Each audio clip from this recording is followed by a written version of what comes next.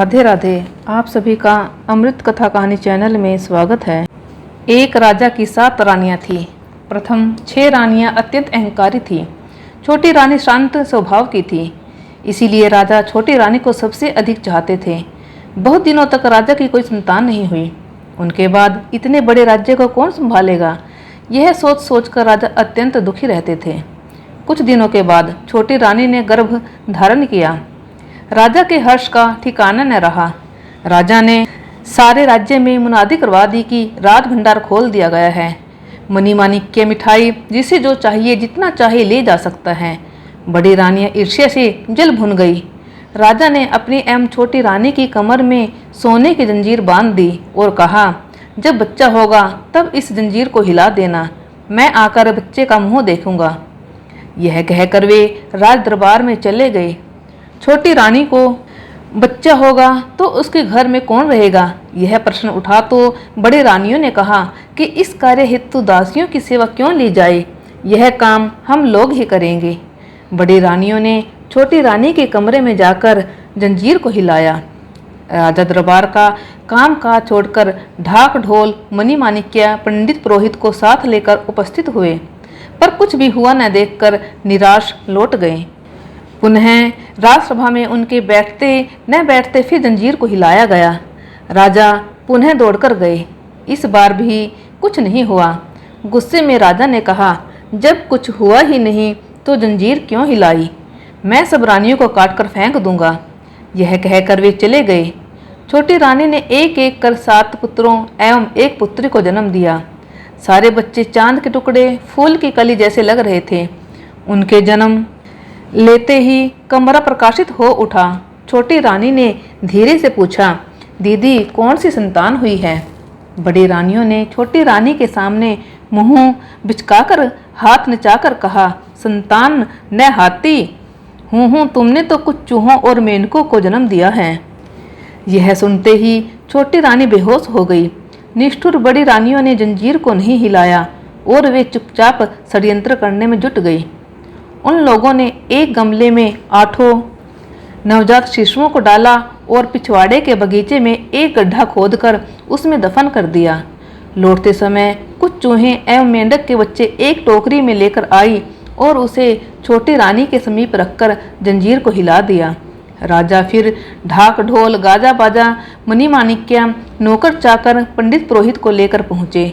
बड़ी रानियों ने गमगीन होकर अपने आंसू पहुंचने का अभिनय कर चूहों और मेंढक के बच्चों की टोकरी को राजा के सामने कर दिया।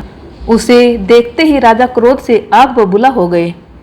उन्होंने तुरंत आदेश दिया कि इन चूहों और मेंढकों को जमीन में गाड़ दो और इसके साथ ही छोटी रानी को उन्होंने राजमहल से बाहर निकालने का हुक्म दे दिया।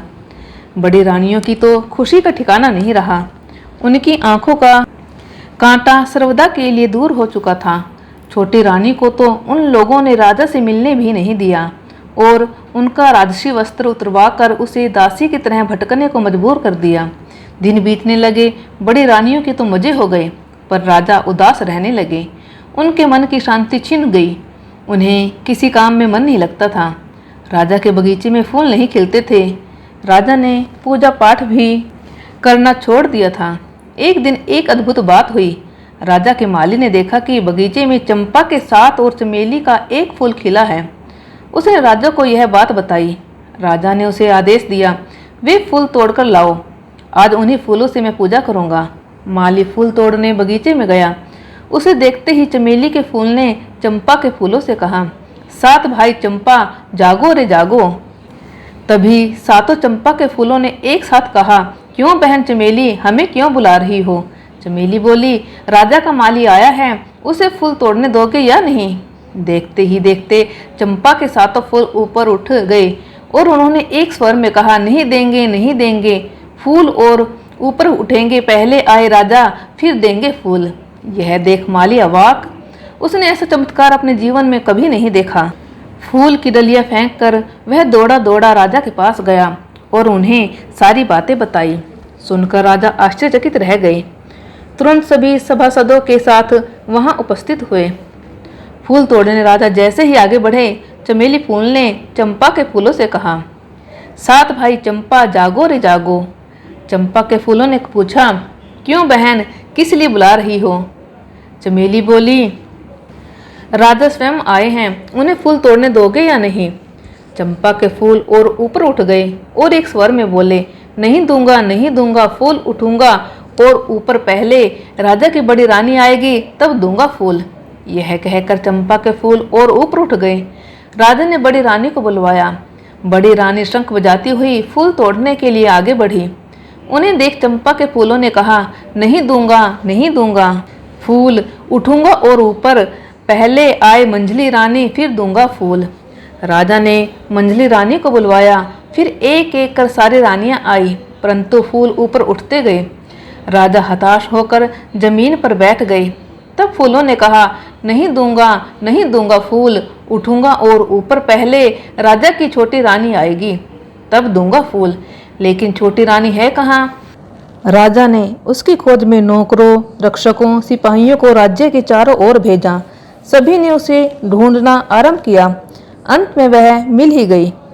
उसके कपड़े फटे हुए थे, हाथ पैर काफी गंदे थे, उसकी हालत अत्यंत दयनीय थी। उसी हालत में वह फूल तोड़ने के लिए आगे बढ़ी। चमत्कार हो गया, सारे फूल एकाएक नीचे आ गए। चमेली फूल भी उसके साथ नीचे आ गया। चंपा के सातों फूलों से एक एक करके खूबसूरत राजकुमार और चमेली के फूल से एक अपूर्व सुंदरी राजकुमारी प्रकट हुई। सभी माँ माँ कहकर छोटी रानी से लिपट गए। राजा सब माजरा समझ गए। खुशी से उनकी आंखों से आंसू निकल पड़े। उन्होंने तुरंत सभी बड़ी रानियों को कांटे के ऊपर लिटाकर जमीन में गाड़ देने का आदेश दिया एवं छोटी रानी सातों राजकुमार एवं राजकुमारी के साथ राजभवन में आ गए। राजभवन में आनंद एवं उत्साह छा गया।